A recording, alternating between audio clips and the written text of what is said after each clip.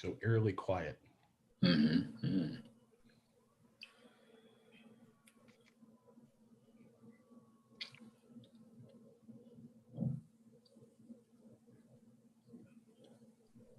Okay, the stream has started, so you can feel free to start whenever you would like, Kevin.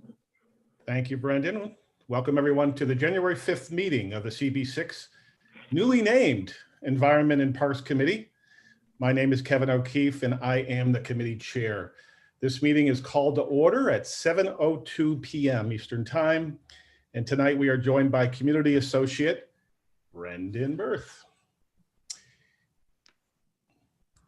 I just lost, oh, there we go. Members of the public, you can raise any questions or comments that you have through the Q&A feature of Zoom. Following the committee's discussion, we will look to field questions from the public. Reshma Patel has volunteered to take minutes tonight. Thank you.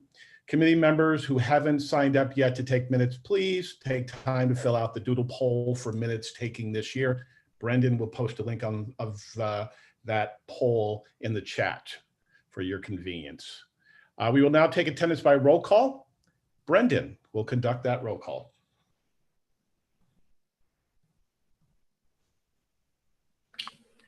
Committee members, I will call your name and you will unmute yourselves. When your name is called, please say present. I will announce if there is quorum.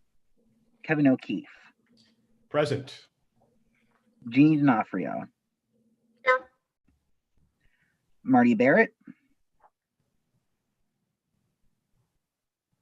Okay, I did see Marty, so I am counting him as present. Matt Bondi. Said present. Was that Matt or was that Marty? Marty, I had said present. I don't know why the volume didn't come across. Yeah, well, I saw you before, so I counted you as present. Anton Malner. Present. Raj Nayar. Present. Reshma Patel. Present. Sean Sherman. Present. Mark Thompson. Present. Ronnie White.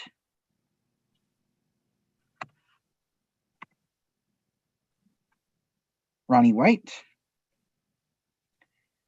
Gary Papush. Gary Papush. And Dean Stefanidis. Dean Stefanidis. We have quorum. Great. Thank you, Brendan.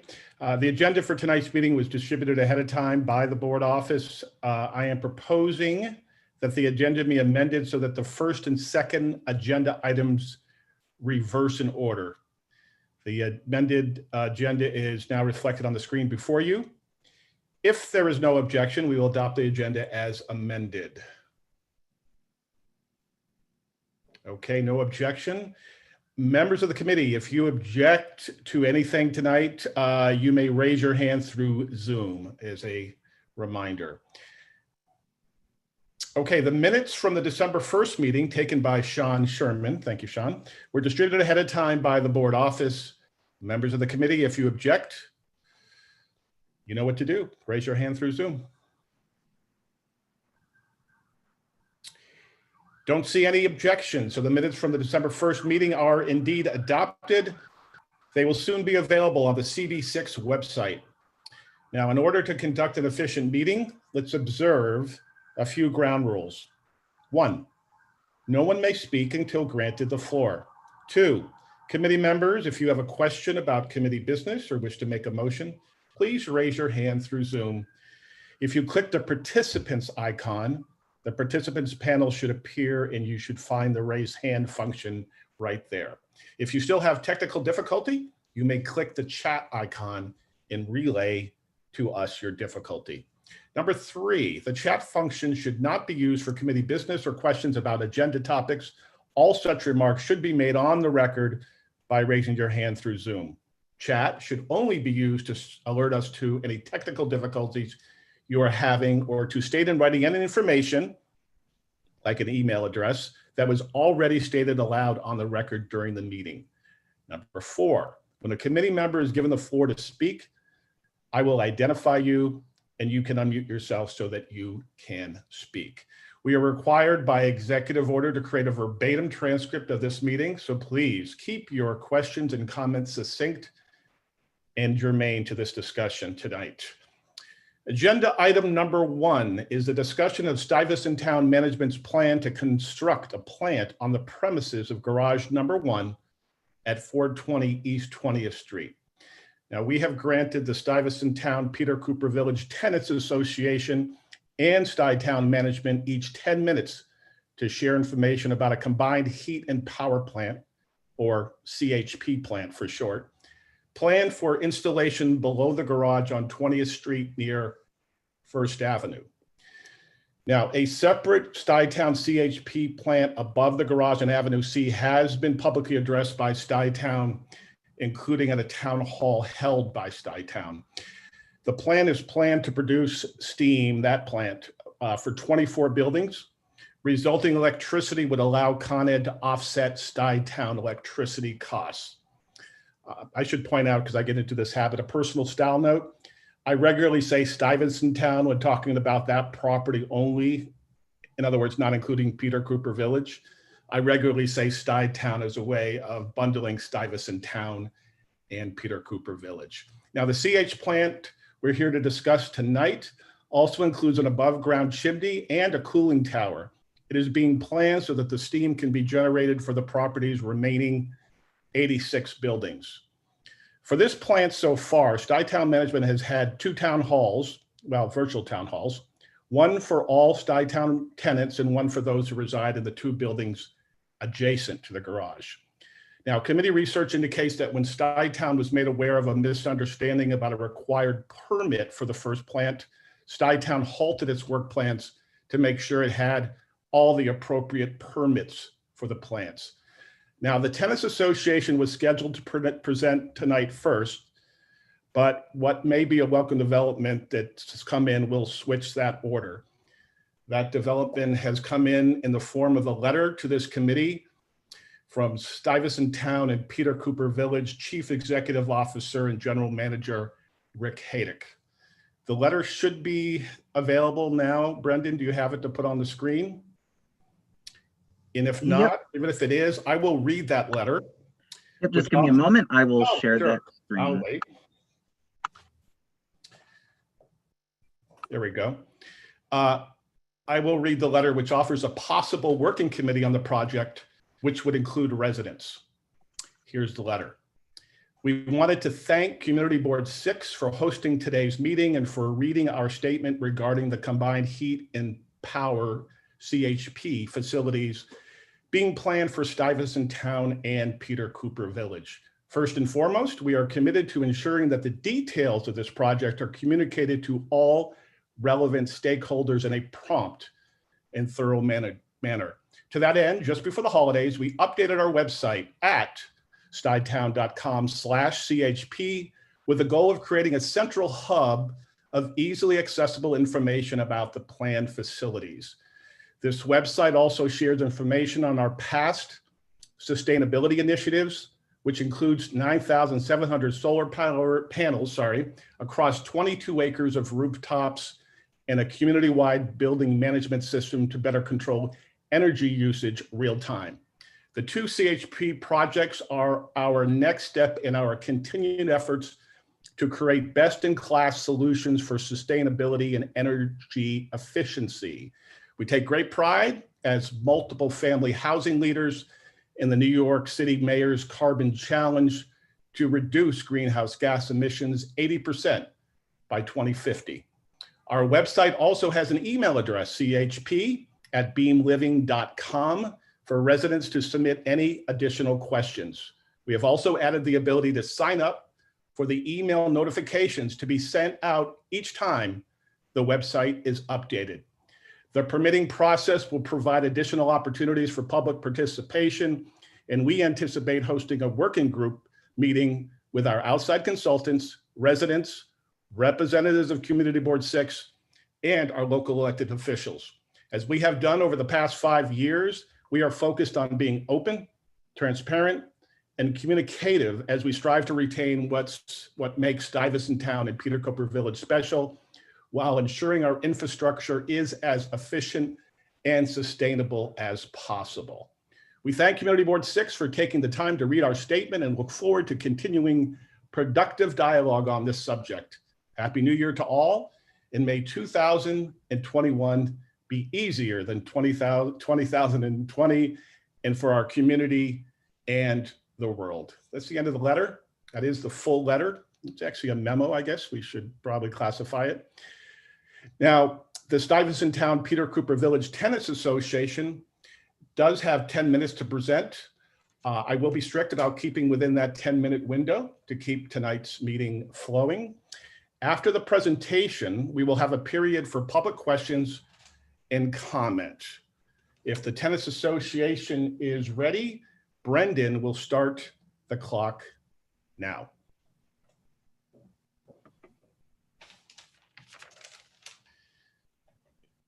Tenants Association, you have the floor.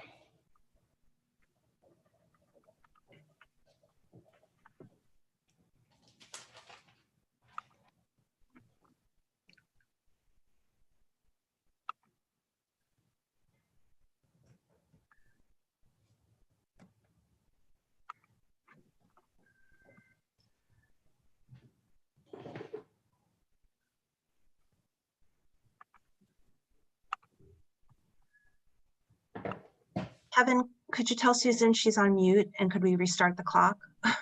Oh, of course you I can. haven't started the clock yet. I will only start the clock once someone starts speaking. Absolutely. Whenever you're ready, and whenever you start talking, that's when we'll start. Okay, got it. Okay, thank you. Of course. I'm Susan Steinberg. I'm president of the Stuyvesant Town Peter Cooper Village Tenants Association, and I'm here tonight to talk about residents' concern with the combined heat and power plants. 1,000 residents expressed their concern by signing a tenant association petition. In 2018, when management informed our community about the CHP plant on Avenue C, they did not tell us that there would be an additional CHP at 20th Street. The rendering here shows this is Avenue C, shows a plant that didn't look overwhelming. This is the reality. It's a much bigger facility. And it's right across the street from a massive Con Ed power plant. And as you can see, it produces 660 megawatts of electricity. In this past September, management announced the 20th Street project, and we realized that we were going to be sandwiched between two CHPs. We immediately began receiving calls from residents living in these East 20th Street buildings about what this could mean for their air quality and for their health, particularly with stacks emitting additional pollution near their windows. Without an overall approval for the projects by the Department of Environmental Conservation and the Department of Buildings, management embarked on trenching to lay piping for the CHT on 20th Street. It completely tore up the 20th Street loop and obstructed circulation. Then management discovered the violation on plant number 1. And they also discovered that the two plants cannot be considered as individual projects. They cannot be segmented, which means permits and approvals had to be obtained for both plants as one project. So work stopped while management went back to square one to resubmit applications for permits. Even before the reset, the community found itself in the great unknown because we couldn't get information. Despite management promising to post links to permits and air studies, nothing appeared on the website except very, very recently. So the Tenants Association formed a CHP committee. We're educating ourselves on all the relevant issues. We're gathering support from our residents and from elected representatives.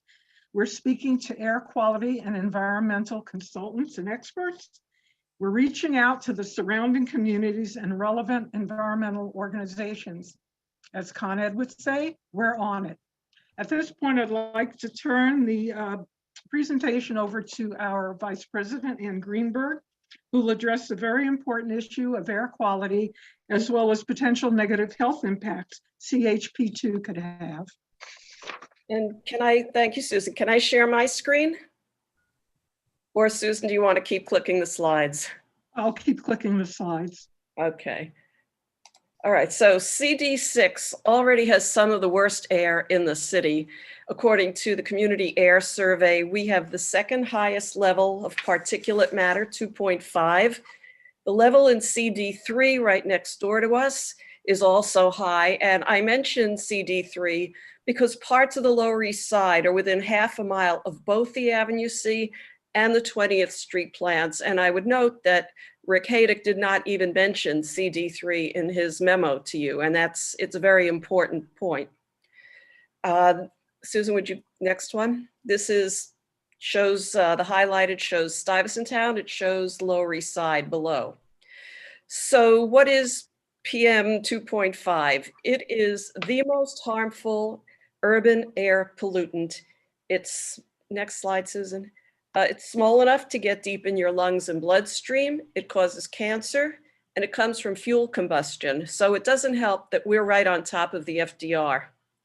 The next slide shows the levels of nitrogen dioxide, which are also high in CD6 and CD3. Again, second highest in the city for us.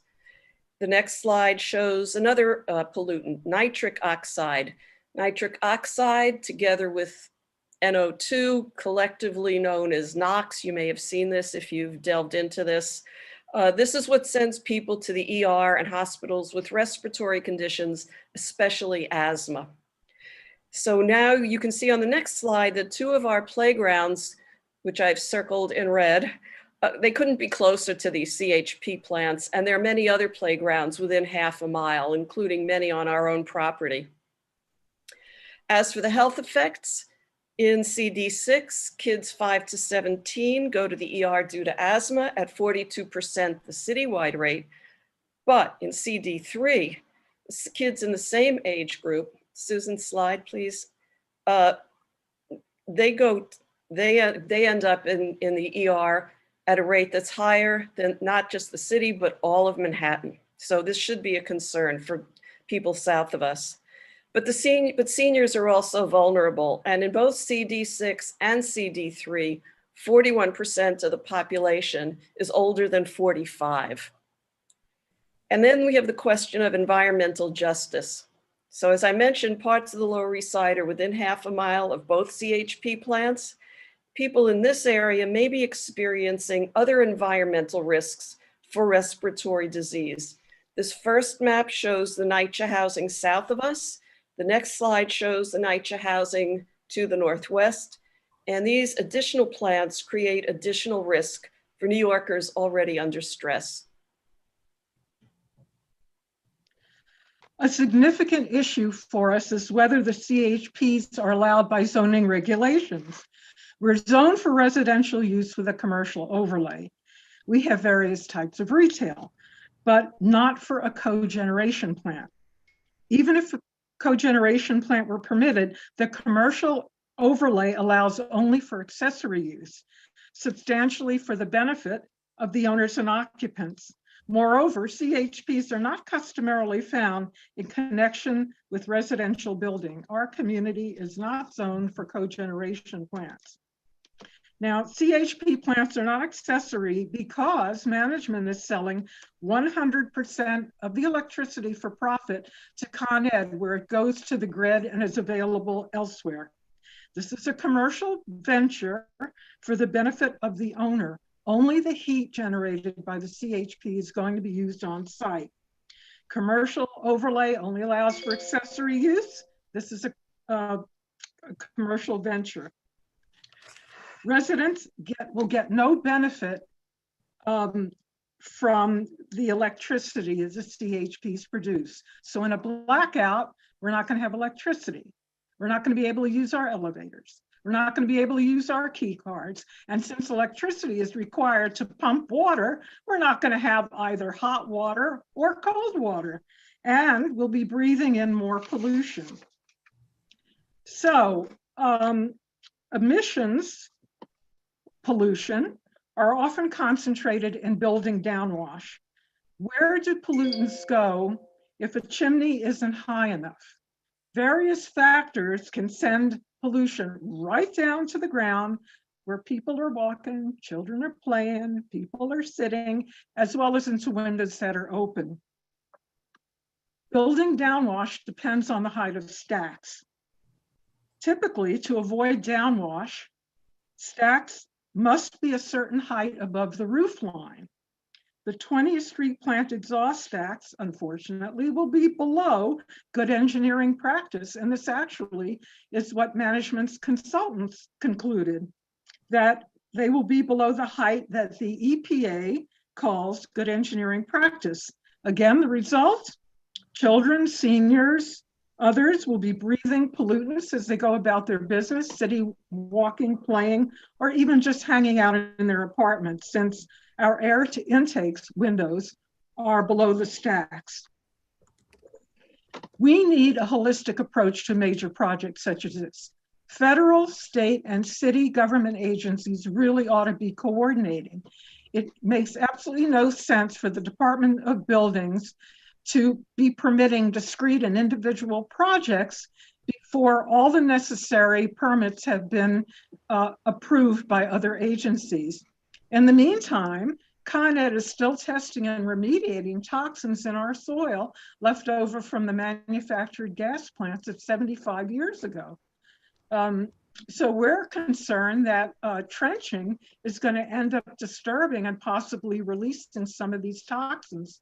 Even as we speak, Con Ed has wells and is monitoring the toxins.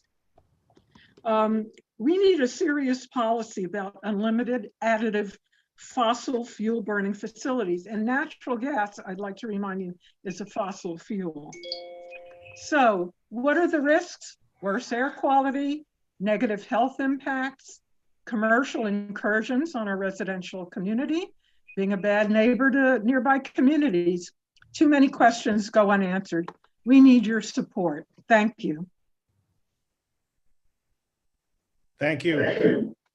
Thank you, Susan, very much. Thank you, Ann. Thank you all from the Stuyvesant Town Peter Cooper Village Tenants Association. We're going to open up a questioning first to committee members. I'll start off with one. It appears that Rick Hiddick's mentioned in his memo about a working group could be a positive step forward. Susan or Ann or anyone else with the association, are you amenable to a working group with tenants and Stuytown management both involved? Totally, totally. Great. But I would say this is a much broader geographical issue.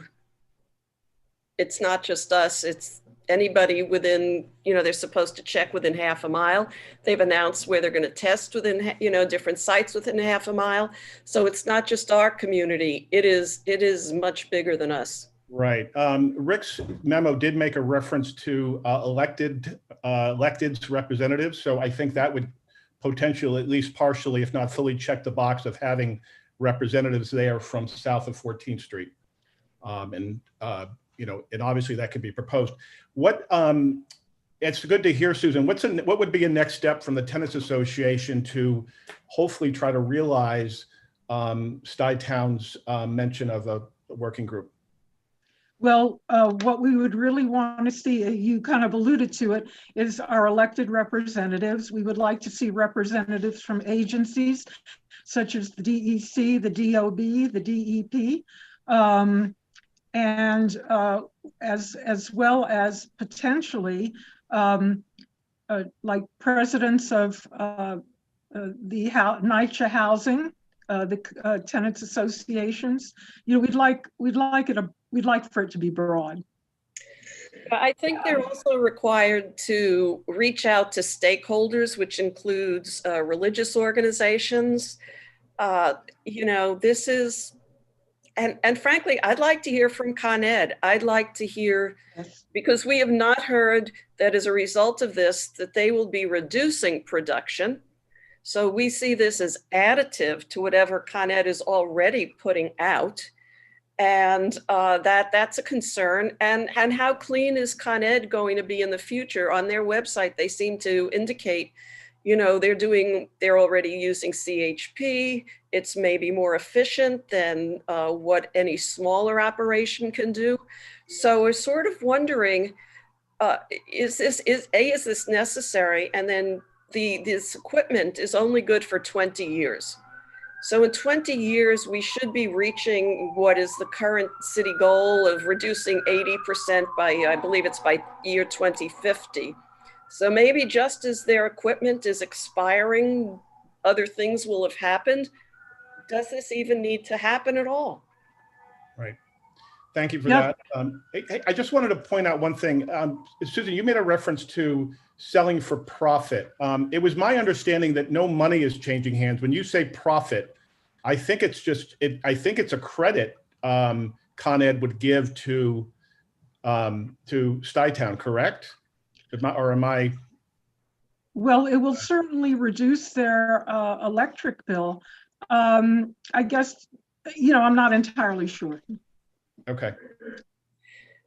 Another thing I would point out is that Rick told us specifically that they, you know, Stuyvesant Town, Peter Cooper Village is Con Ed's biggest customer. So what happens when they pull out? Doesn't mean that Con Ed is going to reduce anything. It's all, there's a lot of stuff that's very murky here. Right. Was there, I also heard that this could potentially help a Sandy situation with backup power. Is that something that has been addressed at all? It's not. It's not going to help with backup power because it's certainly not going to help us with backup power because the electricity is going to go to the grid. It's, you know, if there's a blackout, we're in the dark. You know, we don't have access. We don't have additional electricity. Because everything will be going through Con Ed? Right. And okay. How do we make that next step towards the working committee? Susan, I would imagine you have a good enough relationship where you can make that first step, or somebody you designate to management. Yeah, certainly I can reach out to Rick Haydick directly. Okay, that sounds great. Committee members, any questions? We have one from Sean. Hey, thank you so much for your time. One question kind of is what the money that, or the credit, is that in any way inure to the benefit of the tenants? I just trying to get a better understanding of that, like bills or anything like that. No. Okay, thanks. I do want to make a couple of other points. One is that the DOB is continuing to issue permits for discrete projects. And I know that as far as management is concerned, it's strictly an administrative thing because they've pledged themselves to no construction. But I do think it's that the DOB should not until there's an overall approval for the project. So I'd like to go on record with that. Yeah. I would just say that Rick's memo seemed to gloss over that, but the reality is that they were issued a violation with a potential initial fine of up to $18,000 and a potential fine of $15,000 a day for each day they were in violation. So it's not a trivial matter that they have not filed, one permit altogether, and that they had come forward with a second project that needed to be considered as one big project with the first one. Right. It was my understanding that there was, whether it's a miscommunication or a similar word, that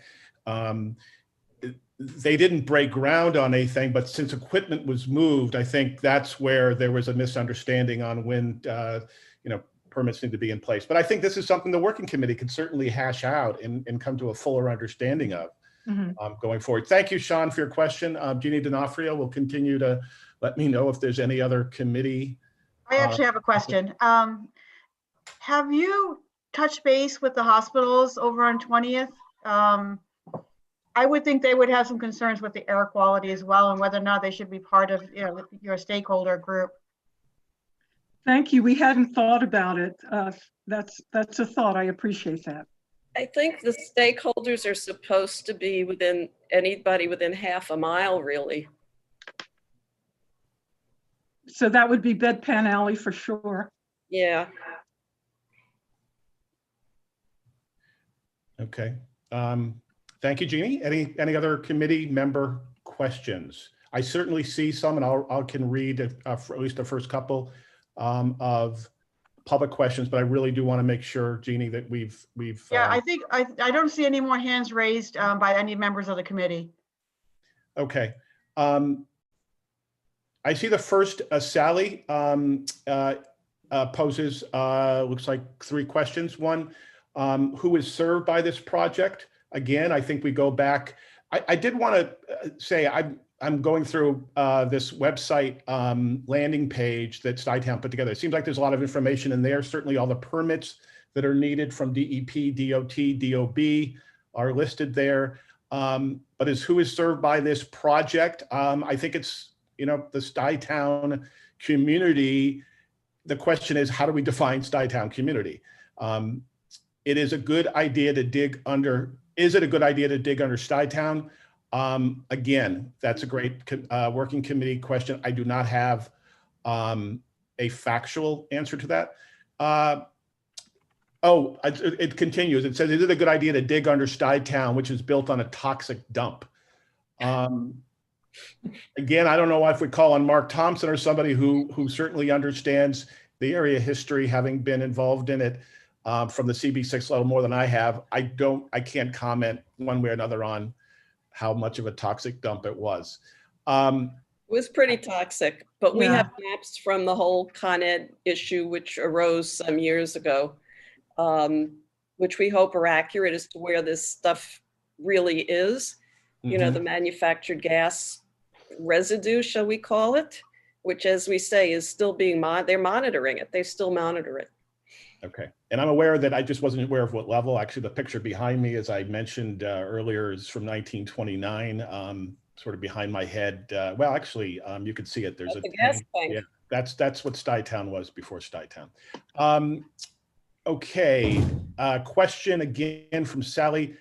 How is this a safe project? Well, that's why we have permits, and we have city agencies that have obviously guidelines that need to be met. And my understanding is, after that hiccup that we just talked about with one permit, that hopefully we're back on track.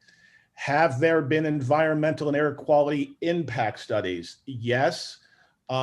I do know that all required studies are on that aforementioned Stuytown website page. And I can assure you that this committee will continue to monitor Stuytown to make sure that any further required studies will also be available on that page when the permits are filed. So I actually checked on this. The permits that require to have studies attached to them, those studies and a list of those permits are on that landing page. That's it for Sally's questions. May I just say, Kevin, if I may, that they have yet to submit actual studies to the Department of Environmental Conservation for this new non-segmented project. They had to start all over to include both the Avenue C and the First Avenue plant. So those have yet to be produced, unless suddenly they appeared today. I'd have to look and see if they have, and I also, but no work is being done, right? So it's not like, okay, so they do have time to do that. Jeannie, if you don't mind, again, Jeannie D'Onofrio, Vice Chair, I'm going to see if I can lean on you to go through, because some of these questions are starting to be repetitive. Okay. And you can probably help me filter through that. Okay, so I'll read comments and questions. Okay, did you want me to do it that way? That's fine. Okay, so you just finished it. You answered the last of Sally's questions, correct? Yes, I believe so. Yes. Okay, good. So the next Yes. question is from Judith. Judith is asking the CB6 vote against approval for CHP under garage on site of buried toxins. It's on garage on site of buried toxins from century-old manufactured gas plant 5 feet below ground, and demand that public is notified of potential hazard excavation under garage. I live just down Avenue C. Okay, again, That's the ahead. environmental and air impact studies, again, we're going to be assuring that those come out as required, unless somebody else has any other comments about that comment. We can And go. yeah, Judith also provided a link to report on Con Ed lobbying and Con Ed NOx, NOx, and CO2 emissions in the Q&A. I don't know if everybody can see Q&A. I can. But I can see some of them. The other thing, you know, Rick's memo mentions a website address to reach out to. We should probably, and we will, as a committee, make sure that Stuytown Management has a link to this Zoom call so that they're aware of every question that was posed here. You can certainly also send questions if, let's say, we don't get them to tonight, or you thought of some after the meeting is done. Please get those to the district office, and we will make sure that your voices are heard. What is the best means of communication, Brendan? A website? Is it the info email address? Yes. So info, INFO, at cbsix.org is the best means of communicating any follow-up questions after tonight's meeting. And in addition to that, on our YouTube page, we will have a link to the video of this meeting after this meeting ends. And my understanding, Brendan, is that these questions that are posted on Q&A they're actually being listed and you can print it on a spreadsheet. That is my understanding. I have not done that before, but that is my understanding. Okay. Okay, why don't we just take a screenshot? I'll try to do that. If any other committee members want to do that too, to make sure that we have, just as a backup. But I think you're right. I think that will. This committee is fully committed to transparency. It's the reason that we're having this. I wanted to make sure that we had time to discuss this publicly. And as mentioned, this meeting will be on Zoom publicly for all to see. I believe Jeannie, Mary Garvey has a question or comment? Yeah, this is an interesting question as well. Hold on one second, because is moving. Okay. Are there any other CHP plants located in the city, in residential communities, question mark? Is there any evidence of the effect of these types of plants, of these other plants? Or is there a great big experiment happening in the midst of or is this a great big experiment happening in the midst of a heavily populated location?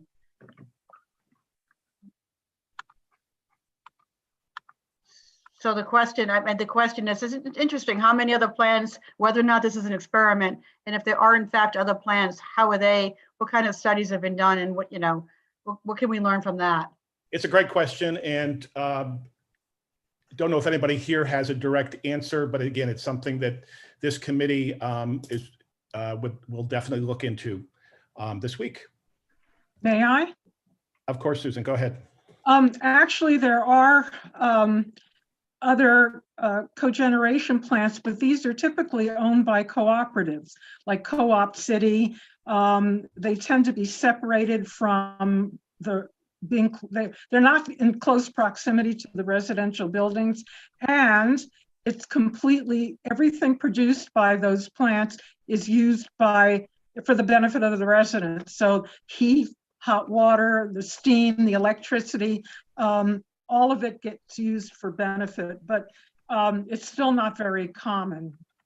And it shouldn't become very common, because I don't think that the city should be having like a ton of CHP plants for every residential complex.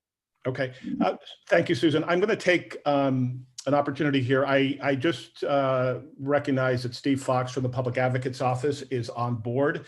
Don't know how long that he can last. If we can keep it to a minute, I'd love for Steve to jump in. I think he does want to make at least a live comment, and I will grant him that now. Steve, if we can open up, Brendan, can we open up if Steve can? Yep, just give me a moment. Can speak. Okay, All right, I saw I was unmuted. Do I also have camera? Can people see me? No? I'm glad you can't see my messy apartment then. All right, great. Well, hi, everybody. My name is Steve Fox. I'm from the Office of the Public Advocate, Jemani Williams, where I am the organizer for infrastructure and environmental justice. I'm doing a little bit of rounds. I'm trying to get to all these environmental meetings around the city, but I specifically wanted to come tonight to hear about people's comments on this frac gas plant. So I am looking forward to hearing and listening. And if anyone would like to reach out, my email is sfox@advocate.nyc.gov. I look forward to hearing more of your comments and look forward to talking to you more. Thank you. Thanks, Steve. Appreciate it. Jeannie, any other questions or comments from the public? Sure. The next one is from Diane. Okay. I wanted to say, as a parent of a young child with an elderly parent, I think it's egregious that this ill-conceived plan has ever made it this far. And I applaud all the efforts to stop this. My only question is how Stuyvesant Town residents can get involved to help stop this. Thank you. Maybe Susan, you can answer this, or Anne? By all means, send your name and contact information to president@stpcvta.org. And we will get in touch with whoever sends an email to us. Great, thank you. Okay, next question from Lauren. I'm a doctor living in Peter Cooper Village. We have, hold on, this thing's scrolling. We have 3 large 9/11 projects at Bellevue and NYU related to air quality. Lauren, I guess if I could just ask you to be in touch with Susan, that would be great. It'd be good. It would be a good partnership. Kevin, any comments on that? No, but this committee is, I think one of its hallmarks is our deep research. So anything that we can grab a hold of, love that the projects may have studies and papers that we can read. So I like it from that standpoint. And I would love to follow up if Lauren is still on. I would love to see any studies that have been done out of those projects on air quality, if we could. Great. Thank you. Thank you. We have a question from John. Do we know how man watts of generation each plant Avenue C and 20th Street generates? How much natural gas as a fuel is expected to be used? I think this question will have to be looked into. I don't think anybody here can answer that tonight. And again, I do think, although it may be on the website, and I think, Susan, you made a reference to it being updated, maybe even in semi-real time. Well, that's good. I think a lot of these questions, I don't have the dexterity to go to the website back and forth as we're reading these, but my guess is that a lot of this information, if it hadn't been in the past, it certainly might now. So I would look into that. I'll just say that both plants are producing 6.6 megawatts of electricity. Thank you. You're welcome. Okay. Next question from Janice, and Susan, you may know the answer, or Anne on this one. Has anyone addressed what kind of noise will be generated by these plants? Power plants can create a lot of noise, hum, work noise, etc. Let me just jump in before that's answered. Thank you. Steve Fox just jumped in with an answer, 2 megawatts. So for what it's worth, that's per plant, but it's increased. Okay. Okay. Yeah, as for the noise question, Rick assured us and the community that it would be dead silent. Will it be? We have no idea. Okay. It'd be interesting to see if there are other plans that we could have a site visit to see how they compare. Well, I don't know that anybody, I mean, anybody's got one under their garage floor. You know, I'm not, it may be apples and oranges for all we know. That's true. Well, the Avenue C plant isn't operational yet. Nothing's happening. Sorry, Susan, I didn't hear you. I said if you'd have to visit some other site because none of the plants the Avenue C plant is not operational yet. Correct. 20th Street is just a design. Yeah. Okay, a couple of these, Jeannie, I can answer quickly. Sure. With their comments. Herman Rayner asked, include the Mount Sinai Medical Office on 20th Street into the working committee. So that I think I will put to Susan if she feels that that's part of a discussion she could have on next steps with management. Thank you. Thank you, Herman. Thank you, Susan. It's a question from Sandra Lynn. What will be given to tenants who have the structures butting up against their apartment walls and right outside their windows? I believe that's a reference to the chimney, right? There's a chimney and there's a setback construction that I think was pictured earlier. Are those the two physical visual concerns? It's the housing on Avenue C itself, which in the original rendering was separated, was not attached to the buildings. It is now attached to the buildings. In fact, the windows had plastic sheeting on them and now have these plastic boxes. I don't know how long it's been since those people have been able to open their windows, but the housing for the Avenue C plant touches the buildings themselves. Not to mention the stack. Not to mention the stack, yeah. Okay.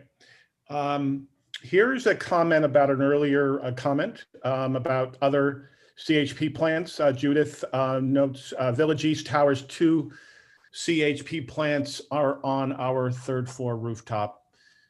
Just went into service. Thank you for that comment. Jeannie, I'm going to leave it throw it back over to you. Okay.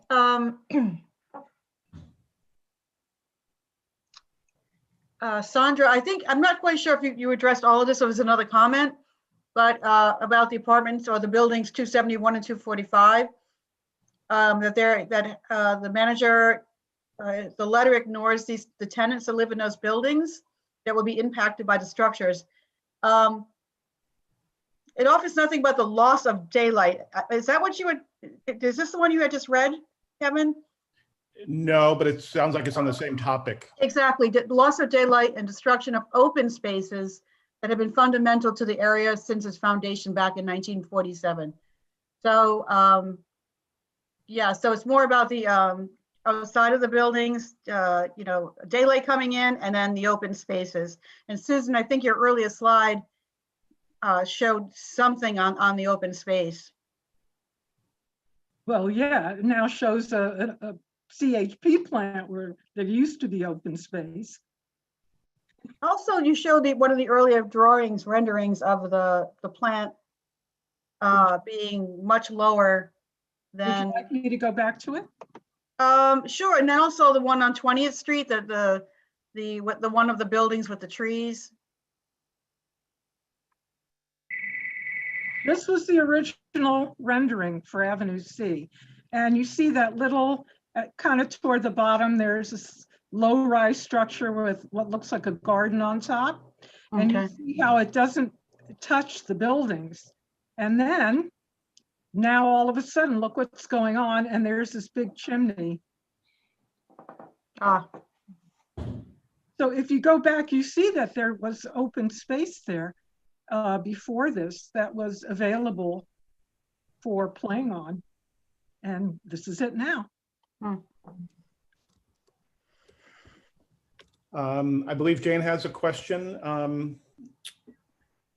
Jane Selden, I could take it. Why is Stuytown investing in power plants that run on fossil fuel when it is imperative that we transition to renewables as soon as possible? Maybe you should finish it, Jeannie. In order to avert the most catastrophic effects of climate change. This is a 20-year, excuse me, a 20-year commitment. I do know that Stuytown, has done a lot of sustainability projects.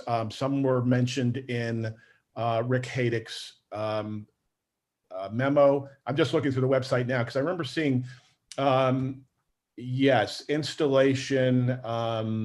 Bear with me for a second. Rick says in this website that not only have they reduced carbon footprint by approximately 15%, but also have made Stuytown environmentally conscious, et cetera.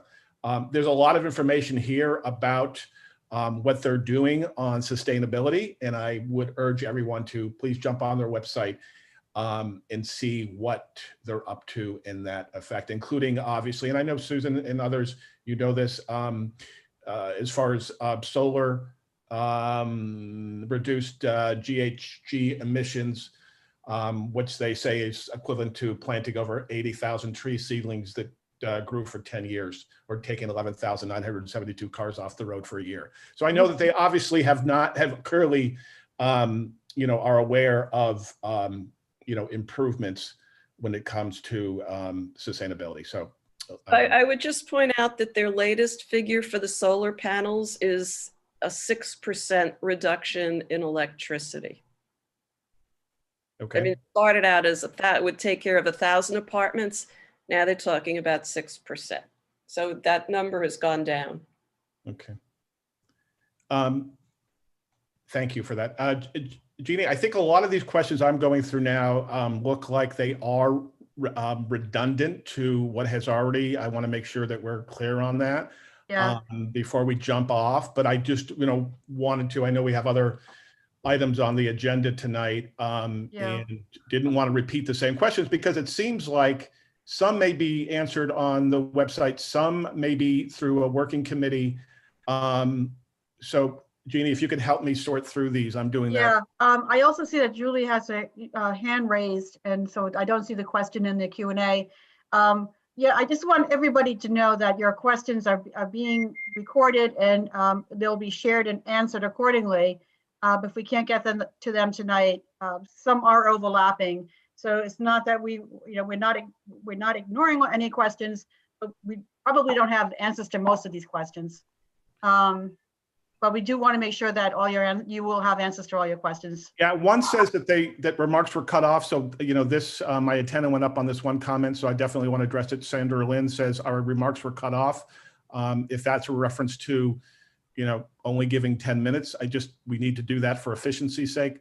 The structure at 271, this is also Sandra, the structure at 271 to 245 cuts light off from apartment and obscures lines of sight. I think we've addressed this. The roof is an intrusion up to the 3rd floor. So Jeannie, I'll let you also let me know if you feel there's any new questions. I don't see any. And I'd like to keep it to questions. I know there's comments at this point. There's some comments that are personal about certain people that work for Stuytown. I don't think this is necessarily the forum we need to get into that. I wanted this to be a fact-based information session. So I would prefer, unless the committee decides otherwise, we should not allow that to happen. Just, again, we'll share this with the Tenants Association, but, there are others who are interested in participating or to, be included in Mount Sinai, for example, on 20th Street. So we definitely need to share this. Could we open the mic for Julie? Is that possible? Yeah, and I'd like to address one thing, because Sarah Moskowitz, this is one personal comment, I think it's personal that I want. It says, Kevin, I would like to know why you are taking a pro-plant stance. I'm not taking a pro-plant stance. what I'm doing is trying to have a fact-finding mission. Again, we're an organization, I should say a committee that's deep into research and making sure that all parties are heard. I do not have a side here. I certainly have the ability to form an opinion somewhere down the road. So I'm sorry that I left the impression that I'm taking a side here. I am not. So if you have any questions about that, Sarah, I would love to maybe take that offline. I'm always available to talk about how I left the impression that I'm a pro-plant person. I'm not. One of the reasons that I embraced having environment on this committee when our new chair of CB6, Kyle, decided to put it on this committee was because of my dedication to sustainability and other environmental issues. I also embrace all the work we've done for parks along those same lines. So I just want you to know that took that a little personal, which is okay. Go ahead, Jeannie. Well, there are two questions I'm combining, and is a concern about whether or not the construction on these projects have indeed stopped. One said that, one noted, Rebecca, that there's construction going on Avenue C, 245 and 271, at least before the holidays. So can we get assurance that construction has indeed stopped as we wait for the environmental impact studies? Also to wrote down the project, and then Richard wrote, why do you say no work is being done? There are workers working outside and on Avenue C, CHP every day. I know they're trying to finish the stacks. They just need to finish the stacks. Okay. Okay.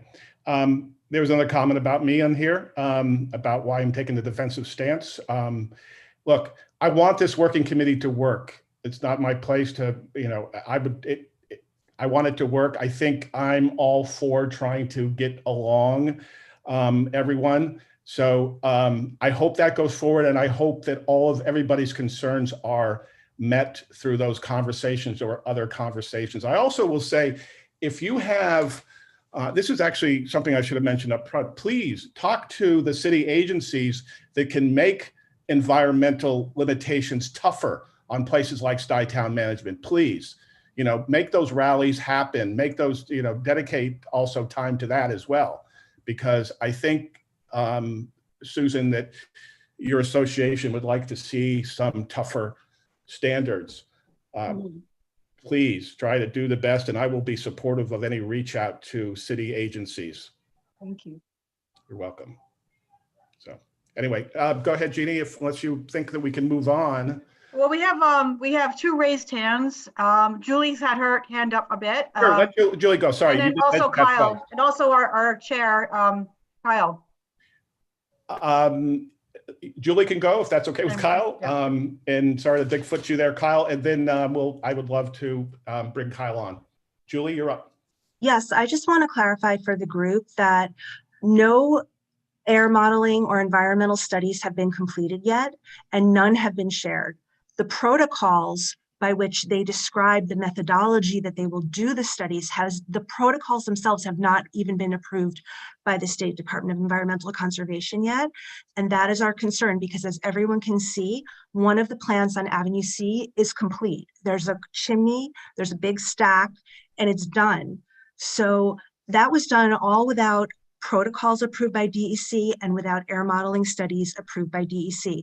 And that's exactly where we do not want to wind up for East 20th Street, which has 2 stacks and a steam venting tower. So we want to see all of these scientific materials before any work takes place, which did not happen with Avenue C. So I just wanted to make that point clear and clarify that. That is why we're concerned, because we don't have any science that we've been asking for since September 2nd to see where these hazardous contaminants are going to go. And that's really our bottom line here. What we stand to incur here is harm to our health. We are not going to be benefiting from the electricity. And I think to your question about why we think that this is a profit motive, The DEC permit application, which was required to be withdrawn because it was segmented, it only included one of the two plants, showed that there were going to be caps. And so we are going to have to trust management to only burn the amount of natural gas that it says it's going to burn, as opposed to the amount that the capacity of the plant permits. So we have to trust them that they're only going to burn the amount that they say and produce the amount of electricity that they say, so they can get an 80% offset. So we're being asked to take this on faith. So we want to see the science behind what they're going to be putting out in the air around us. And that is required by state law. And we don't think that we should be dealing with construction of finished plants when there's been no air modeling to show where the contaminants are going to go, and no DEC state facility permit. It's a state facility permit. It's not the smallest permit. It's a permit for significant facilities that are hazardous to health if they're not limited. That's the definition of the DEC state facility. So there will be caps on this, and we have to trust that these caps limits on combustion will be complied with. And that puts the tenants in the position of having to constantly monitor this as long as we live here, to make sure that only the amount of natural gas that they're permitted to burn is being burned. And that's a serious obligation. So I just want everyone to understand what we, the tenants, are being asked to accept here, you know? Thank you.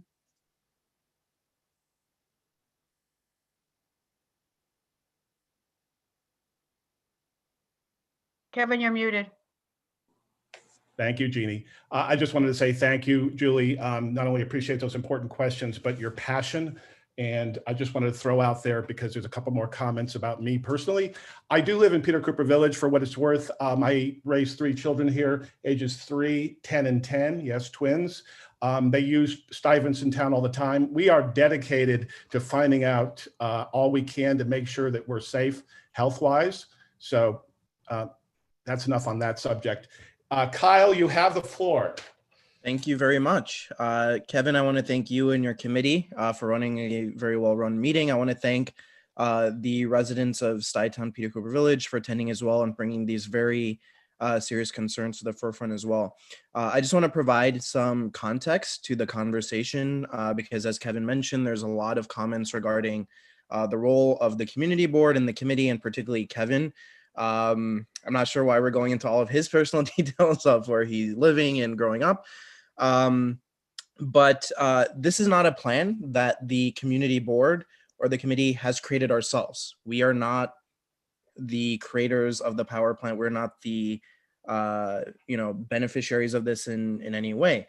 What we are doing is working with the community, the residents, as well as management, to make sure that whatever is introduced to the community is, first of all, safe and beneficial, and most importantly, inclusive of the residents' concerns, perspective, and any other issues you might have.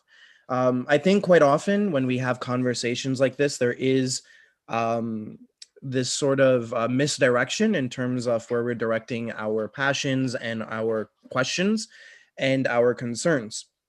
Some of these questions that I'm seeing here are actually more appropriate for Stuytown management themselves. There are city and state regulations and laws, as Julie just eloquently discussed with us, that are not within the purview of the community board and not ones that we created or have promoted. And so the situation at hand is, how do we make sure that not only are we legally compliant with any projects that are being introduced into the community, but that we're also directing the concerns to the correct stakeholders and decision makers. We want to make sure that the community board is the think tank of our district, where different perspectives, ideas can be discussed openly. We are not here to take a position in this particular conversation on the topic. This is, as Kevin has mentioned several times, information gathering, fact finding, and making sure that all of us, residents and management and any other stakeholders, have accurate and reliable information on hand, so that we're ensuring that the conversations are correct, and also that whatever ends up happening is for the best of the community and is actually inclusive of everything that the community wants. So I just wanted to provide that context to this conversation, because sometimes the community board gets stuck in the middle, and that's our role, is to be the conduit and the bridge to the proper stakeholders, to make sure that the voices are amplified, and that proper procedure, process, and compliance is being respected. So that's how, I would like to, present this to those who are, concerned about this, is to utilize us in the way that we exist, which is to make sure that we are reaching out to the elected officials, the management, and making sure that everything is properly compliant. Again, this is not our project. The community board doesn't sponsor such projects. We are here to make sure that voices are amplified and that whatever introduced to the community is beneficial and inclusive of our voices. So I just wanted to provide that context. And I see that there's some other questions and comments from elected officials as well. Yes, Ben Jacobs is on, I believe, from Council Member Powers' office. Is that the one you saw, Kyle? Yes, I saw Ben Jacobs, and I saw a comment before that too about Stuytown management. We are not Stuytown management, so any questions related to them about why they are or aren't here should be directed to that office. We're not their press secretary or here to speak on their behalf. We're here to hear everyone and make proper recommendations as appropriate. But yes, I saw Ben Jacob did mention that he has some stuff to share. But thank you for the floor. Thank you, of course, Kyle, always. And I would love to open up the floor for some comments from Ben Jacobs, again, from Council Member Keith Powers' office. Can we open up his? Does that work? Can you guys hear me? There we go. Okay. Sure. Sorry. My name is Ben. I work for Council Member Keith Powers. Just wanted to share because we've been engaged on this issue since early September when tenants first brought it to our attention. And like Julie and Susan mentioned, we had asked for those specific environmental studies and other documents and permits from Stuytown Management in September. As Stuytown Management did agree to turn those over and make those public.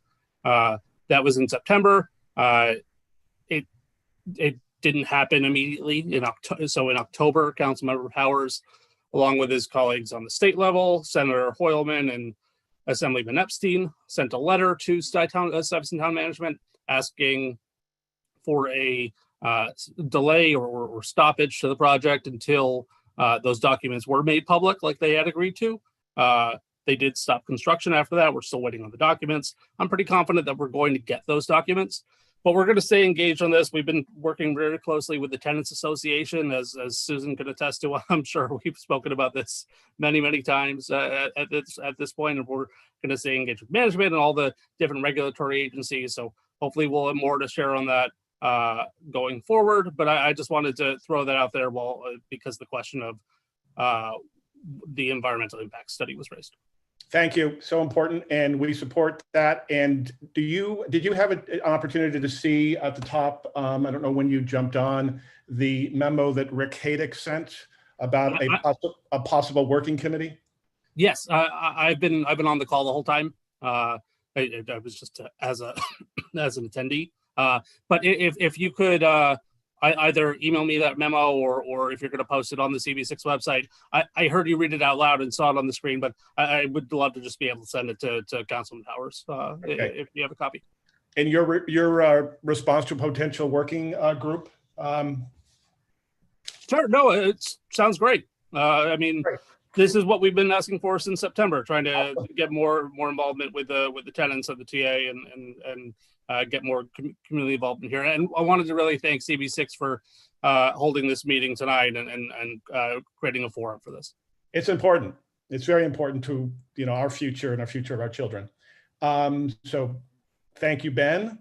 Jeannie, I think we're good. I think we're going to, and also Brendan, I think we're going to move on. And again, if you feel you had a question that was not answered, we felt that the questions were doubling up, but we will answer them in due time if you want to send them to us. Also, I encourage you to please reach out to Stuytown at the email address that it supplied in that memo. Any other committee member comments, questions before we move on to our next agenda item? I'm not seeing any, Kevin. Oh, I just have one quick one. It's Mark. Sorry, put myself back on. So you guys are going to be setting up a working group, or who's in charge of actually doing that? That is what my understanding is. I asked Susan. I Susan feels that that's a relationship she has, that she can get that next step started. So Well, definitely, this is something that Rick and I have discussed. Mhm. and it sounds like with Councilmember Powers' office as well, as needed. And then are we going to have somebody from CB6? You know, that was referenced in Rick's memo. I just have to have a question procedurally. If we have a committee representative there, I think that those meetings have to be public, right? Either through transcribed minutes or a Zoom or something, right? I don't know if we can have closed door meetings. Not they're intended to be closed door. They're intended to be transparent. I just have a procedural question, that's all. And do you know, Mark, the answer to that? Yeah, we did this once before, but it was so long ago, I can't remember. And I think it was where they were then open meetings. If there's no issues, that would be great. And I would ask for anybody who would like to represent this committee at those meetings. If indeed the committee, and I reread Rick's, it doesn't say definite, but he certainly opened up a pathway to that possibility for a working committee. Well, that sounds good, because then they can report back to us too, and we can have it on our agenda ongoing to talk about it and do what we have to do. All right. And Kevin, just to jump in very quickly, again, that working group is the creation of Management and Sitetown Tenants Association. That's not the creation of the community board itself. And so we'll wait to see how Rick decides to, and Susan decides to proceed on that. And, once that is kind of structured, we can, discuss that at our executive committee meeting about what that looks like. And Kevin, in his role as chair of the committee, can decide how representation will be on that committee. And it would be very similar to how advisory boards work, I'm assuming, with other community groups and hospitals and things of that nature, where it is recorded and minutes are taken and there is structure to it.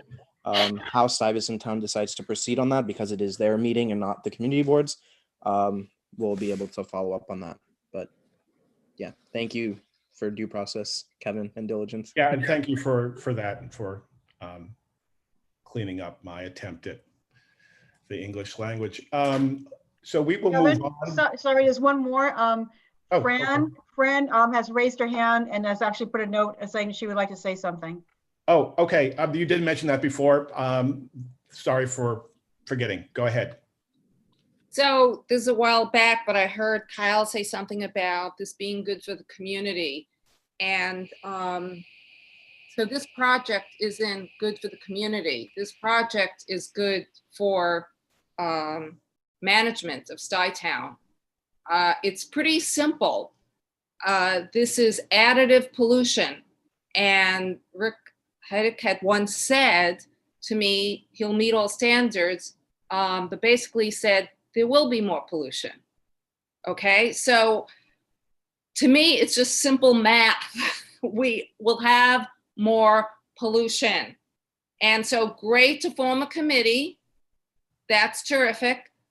But management, it still wants to put this up because it benefits them monetarily, and everything they're creating and all the people they hire to put up the fancy stuff on the website is going to make themselves look good and green, but it doesn't mean that that's the way it is. And many, many tenants here see through this. They're very, very concerned. And I just needed to say that. Thank you. Okay, thank you for your opinion. Appreciate it. We are going to move on to the next item, which is the opening up of unavailable public use. I'm sorry, the opening up of public spaces that are not being used. I've been talking about this for the third meeting now.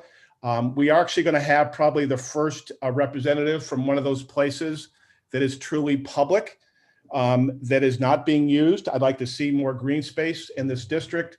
So I will table this discussion based on the length of this meeting, and we'll start in earnest in February. That means that we can move on to the very patient New York City Parks District Manager, Wesley Hamilton, who is on the call from South Carolina. Yes, he still works for NYC Parks. Do not go anywhere else. Wesley, it's your floor. Hey, good evening, everyone. Hopefully you can hear me and see me okay. First of all, for the Parks Department, I'd like to wish everybody, I hope they have a healthy and happy New Year's. Looking forward to bringing in the New Year's 2021. And I don't have a lot of new updates, and I'm sorry I don't have some follow-up questions from last month, simply because, well, we've kind of been in the holidays from, well, we had Thanksgiving, Hanukkah, Christmas, New Year's, and we've had some staff in and out. So it's kind of a slow time with parks as far as information gathering at this point in time, because it's very, and with COVID, it's very hard to know who's in the office at any given time, including myself. I'm technically out of the office, but being that we can do this from remotely, I'm happy to be here. So thank you everyone for coming out. Some information I would like to share is also speaking at Stuyvesant, we will be having the Mulch Fest coming up this Saturday at Stuyvesant. So anyone who does have their holiday trees, we would encourage you to bring them down and have them composted and reused in the environment, and better than being thrown away, and better use of your holiday tree. So Mulch Fest will be going on this weekend, this Saturday at Stuyvesant. As far as capital projects or larger city projects going on in the area, currently not a lot of movement has happened on our capital projects. We have St. Barton's and Bellevue are still under the design phase at this point in time. And the next phase would be moving on to legal and to procurement. However, under the COVID, some procurement projects have been delayed temporarily to make sure that they have funding. So you're actually okay to be in design phase at this point. If it goes into procurement and it gets held up, then it could be held up for some time until we know a little bit better what's happening financially. But currently right now, everything's in the design phase from those two locations. And then our larger projects, what I would call not parks projects, but EDC projects or city projects, would be at Astor Levy and at 54th Street. So both the East Coast Resiliency Project is moving along forward, and the East Midtown Greenway is moving along on schedule and moving along very well on both of those projects. As far as our permits, we're pretty much where we were at last month. And just as a quick reminder, we have youth sports are being permitted, and we have now included adult sports. I'm not sure if that covers anything in 6, but adult sports are currently still authorized in New York City parks. And then we're doing small gatherings such as birthday parties, weddings, things that wouldn't draw any additional staff or additional guests. Small events can be approved, but anything large or anything entertaining such as live music would not be approved at this point in time. So that's where we're at with permits. Our park usage is up. Obviously, a lot of people at home and not working, they're using exercising in the parks and going out. We encourage that. We think it's great. We are still struggling with challenges with staffing issues. That currently, illnesses are becoming common again. And then with the holidays, and then when anybody travels on the holidays, we have quarantine issues that we have to deal with. So our staffing numbers are very low, but we are learning and adapting and overcoming these issues as far as more usage and less staff. So we're trying our best to focus on cleaning and keeping the parks safe. So your eyes and ears are out there are very helpful to me. So if you see anything that could be a safety concern, please let the community board or myself know, and we'll try to address it as soon as possible. We would like to encourage anybody that uses the park, kind of bring it in, take it out with you as you go. That helps us a lot from a staffing standpoint, and to use any available trash receptacles. That also helps us as well. With that being said, that's where we're at. That's how we're doing. And if there's any questions for me, I'd be happy to answer them. Thank you, Wesley. Committee members, any questions?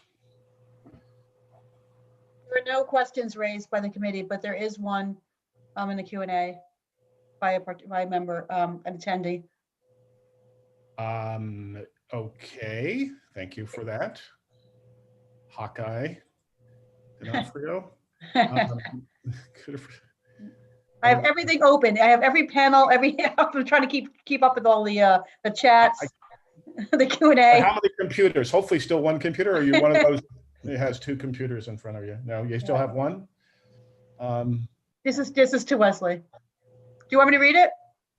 Go for it. Sure. Yeah, I can't see it. So if you could read it, that'd be helpful. Yeah, so it says, Wesley, exactly where in Stuytown, location, building / playground will that Mulch Fest be? And forgive me, because Stuytown is not actually a park, but if I'm not mistaken, I believe it's in the center oval of Stuytown.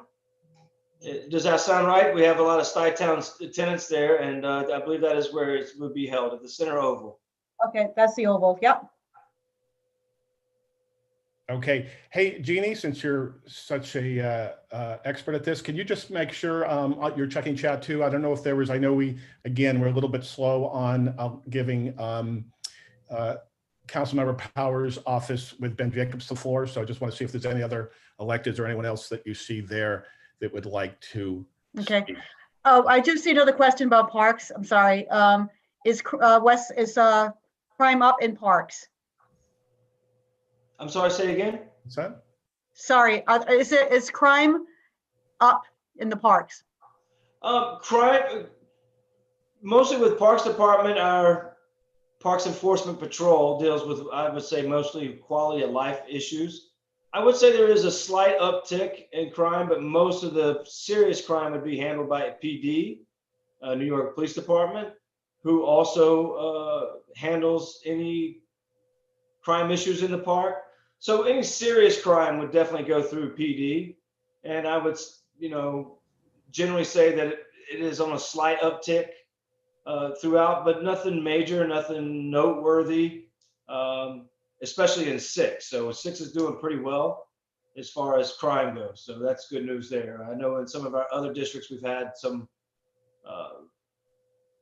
crimes such as pickpocketing or muggings and stuff of that nature. Those are the type of crimes that we're seeing a slight uptick in parks in general. However, in District 6, I haven't heard of any major issues of that nature. Thank you. You're welcome. Thanks, Wes. There is another question for you, Wes. I've noticed, the question is, I've noticed plants growing in the Astor Levy pool. I'm sure this is a result of the pools not being open this summer, but are there plans to keep this pool functional for the 2021 season? Thank you. That's a great question. And yes, we're planning on opening the pools. We always have budget issues. We also have the East Coast Resiliency Project moving forward.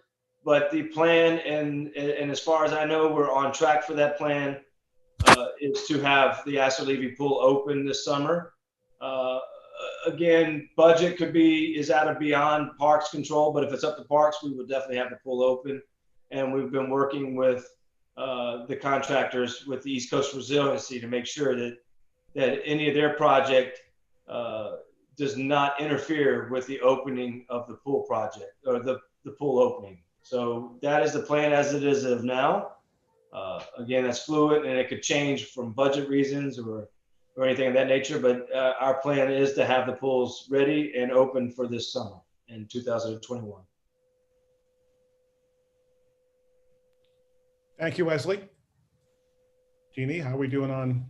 I don't see any more questions for Wesley, nor any questions from the board.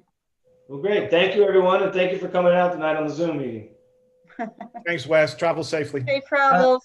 Actually, there is just one quick question. Sorry to interject. Hold on. There's a question. Yep. Sorry. Yep. Too late. I'm gone. I'm back. Oh, there is one more. Sorry. Yeah. Will Stuyvesant Cove be available for us this spring and summer? Stuyvesant Cove is actually not a New York City Parks Department, so I really would not be able to answer that. That's maintained by Solar One and is part of, I believe, EDC but it's basically not maintained by the Parks Department. So it's a little tougher for me to answer that question for you exactly. I could try to look into it and get back to the board. Try to go through the information network and find out that information. But unfortunately, that's not actually in the New York City Parks purview. It will be open. There we go. The work on Stuyvesant Cove Park is to start next November. Astor Levy is supposed to go through November of 2021 for when it's completed, and Sty Cove is next on the construction schedule for November 21 into 23. And there's a further comment from Candace, park manager of Sty Cove here. The park will be available, but how much is still to be determined. Wow, that's some real-time response. Impressive. I don't know what you're doing back there, Jeannie, but you know, it's like... and we are planning a concert series. Good, very good. Well, thank you everyone on behalf of the New York City Parks Department, and hope you had a happy holidays and a happy New Year's and a safe Thank you. 2021. Thank you. Okay, I believe are going once, twice. No more questions from the public, I believe, or committee members. We can move on to agenda item number 4, Chair's report. I'm waiving the Chair's report this week. We are going on to agenda number 5, which is old and new business. If any of the committee members have old and new business, please, this is the time to raise your hand.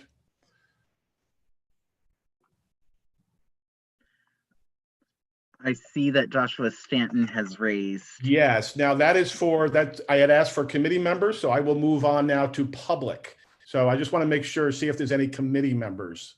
Oh, I'm sorry, I did raise my hand through the Zoom, but can I just make one comment? Yes. I forgot her name, but about 2-3 weeks ago, I spoke to somebody just north of our district who's interested in dog install runs. solar panels on the Stuytown roof. What? No, that wasn't me. Install solar panels on the Stuytown roofs. What? I'm confused here. We're let's go. Jeannie, do you still have the floor? Only okay, I just want to finish that. Install solar panels. It's better energy. Okay, I don't know what's going on, but Jeannie, go ahead. If we can. Okay, I'm trying. I will go on. So anyway, if anybody's interested in working with me on dog runs, finding dog runs in our district, let me know.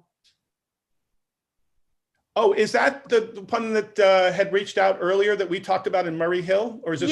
Yes. And I'm going to take my scooter out and try to find some spaces, but we are seriously lacking dog run space.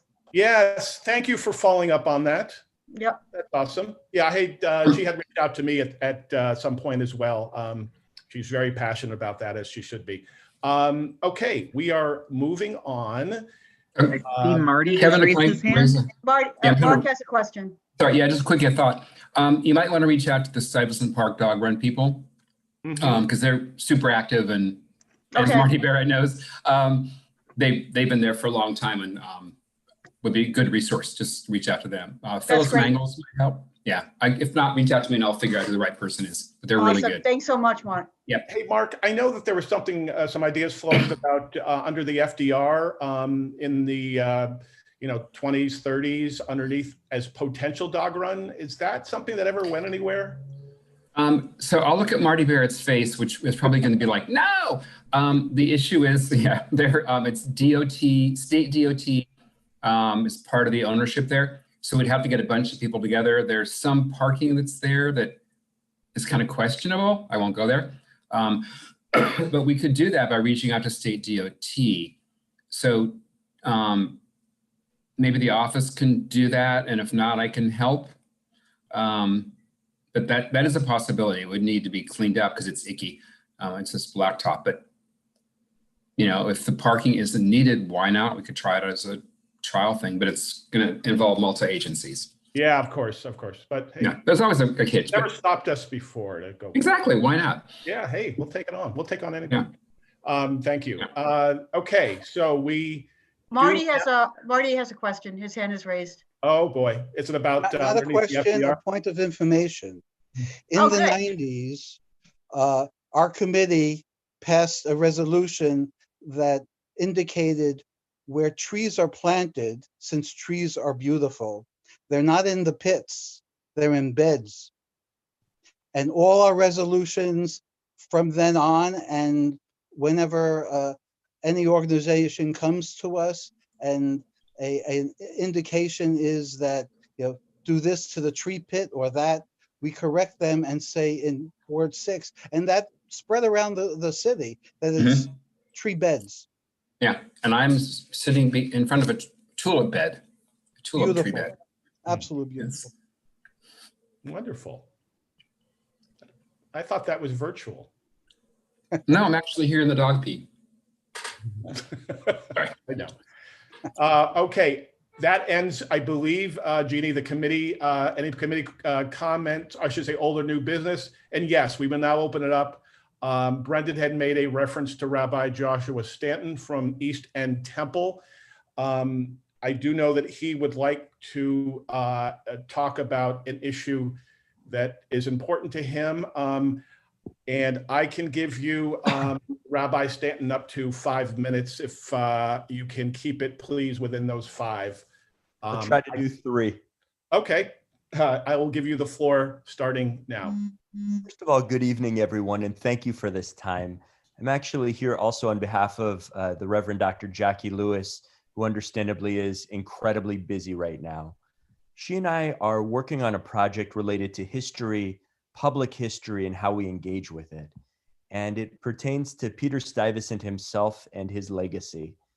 One of the great challenges for me as a rabbi is seeing outside of my office every day and outside of our synagogue every day, a statue to one of the great anti-Semites of our city, who also happened to be one of the largest slave owners, who also happened to be someone who held perhaps the first slave auction in what is now Manhattan, who was so reviled by his own colleagues and friends, so reviled even by fellow Dutch reformers, that he was ultimately kind of run out of town or office and greatly limited in the role that he could play.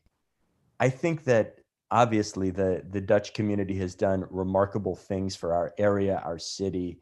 And so this is not an issue of resentment against people who are Dutch or their descendants.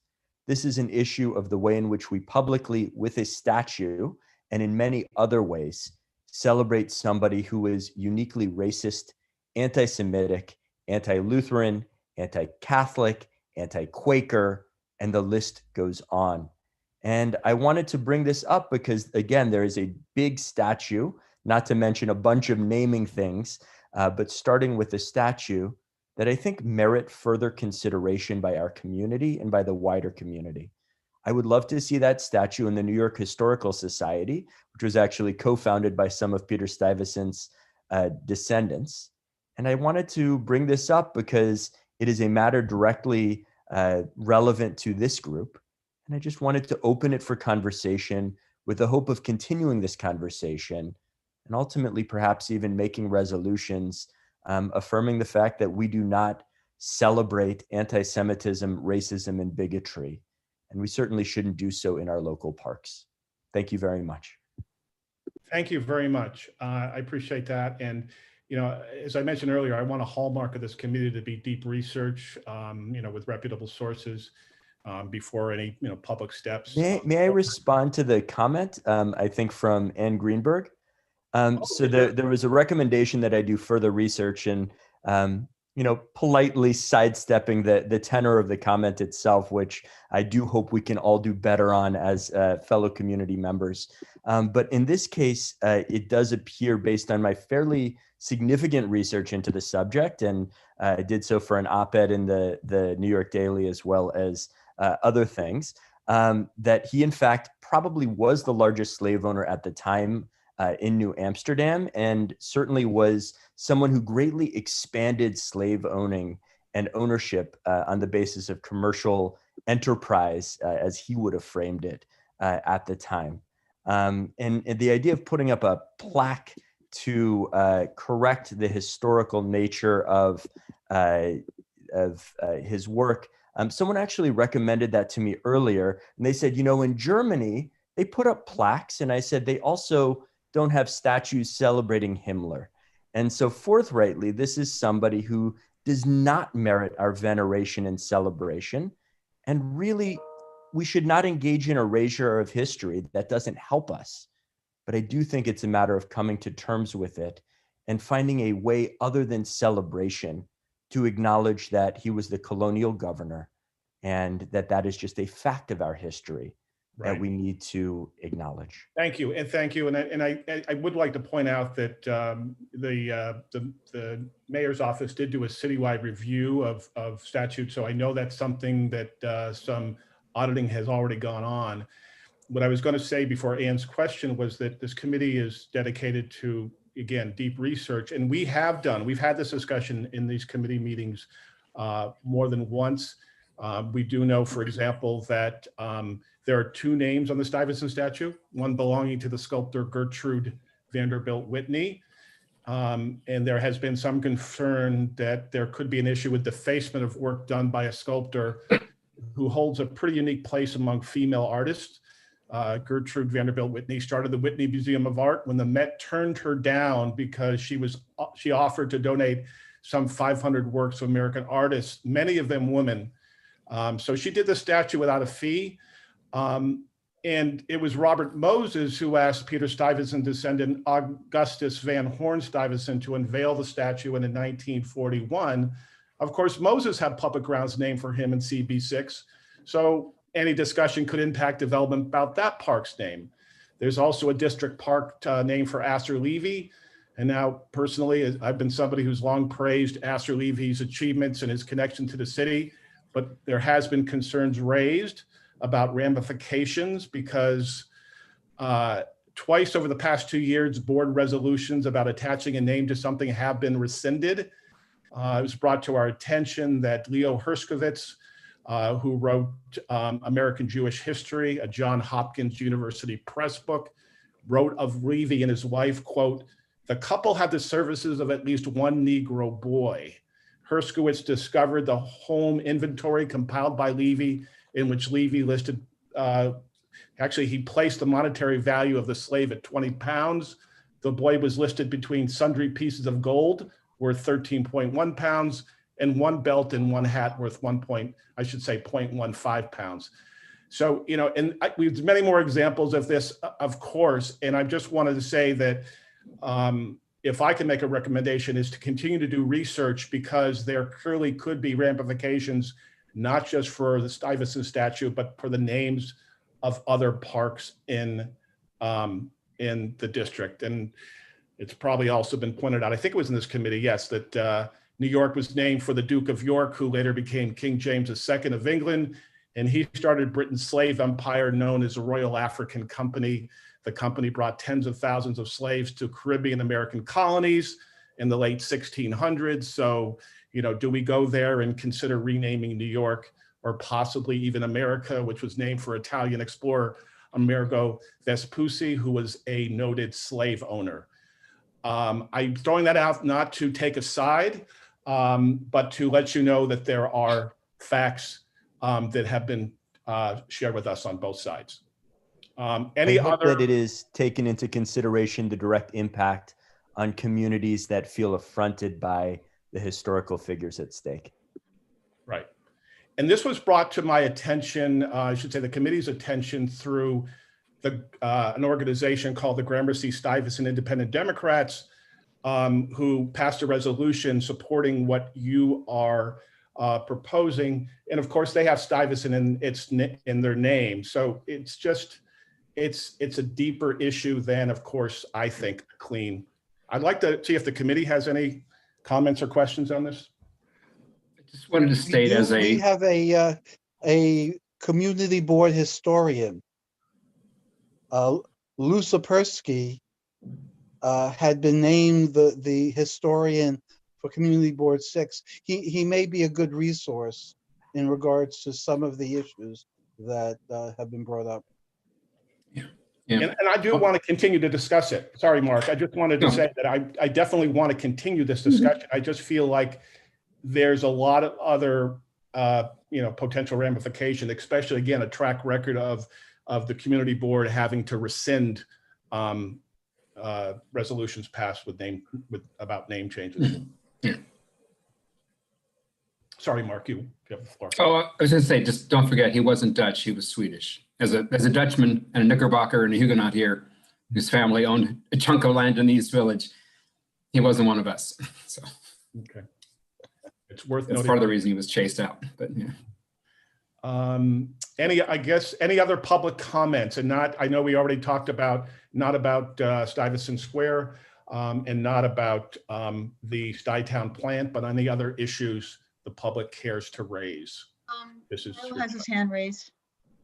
What's that? Kyle has his hand raised. Go ahead, Kyle. Thank you. I just wanted to build on the previous comment. So first, I just want to thank the rabbi for bringing, that issue and that concern to the community board. As the chair, Kevin, mentioned, this is obviously the first of many conversations. There's a lot going on, obviously, in terms of who we're recognizing and what we're recognizing and the place we are in terms of historical context right now. One of the things that I would suggest is, as Kevin mentioned, there was a citywide audit, for lack of a better word, that the mayor's office had done on the renaming and replacements of statues. Obviously, the big one was about the statue of Columbus in Columbus Circle. I'm not sure what recommendations came out of that as it relates to Peter Stuyvesant or anything else really within our district. If you're having trouble accessing those reports or anything like that, do reach out to our office and, hopefully we can provide you with more information on that. But aside from that, if this is something that you'd like to continue the conversation as well, one of the things that I always suggest is, the community speaks. So, and the way that, we can really establish this is if you have some form of, petitioning or letters and, putting that together in a package that can be, first of all, presented to the city, the elected officials who really have the decision power over this, but also including us in those communications as well, so that we can actually have those conversations. That's just the suggestion I give to you as you decide to pursue this further. That is really helpful when we get to see, that there's a widespread need for this, that there's a widespread, calling for this. It allows us, as Kevin mentioned, to really do that information gathering and really have a holistic approach to any decision making, and particularly renaming, restructuring within the district itself. So just want to again thank you again, Rabbi, and hopefully that's hopeful information moving forward. Thank you. Yes, thank you. Let's continue this conversation. Thank you, Kyle. And I clearly want, I second that. I want to continue this dialogue. Do we have a motion to adjourn? Because I don't think we have any other comments unless, go Sorry, ahead. just one comment from Sarah. Just why can't there be a plaque highlighting all the other individuals attached to the statue? It's such a rich history, and it's just not shared with everyone beyond, these conversations. I'm sorry, I missed part of that, and I'm not. Oh, sorry. Why can't there be a plaque highlighting all those other individuals attached to the statue? Okay, thank you. Okay, do I have a motion to adjourn? Motion to adjourn. And second. Any objections? There are no objections, so we will adjourn the meeting at 8:45 p.m. Happy New Year to everyone. Thank you. I did not know this individual, but we recently lost, I know, a long-term member of this committee. If anybody just wants to say a couple words about her, I think it is important that we preserve that memory in a public forum. Flo is a member, Flo is a neighbor of mine. We live in the same building. I actually urged her to join CB6 as a public member. This goes back maybe I guess she's been coming around for about 15 years.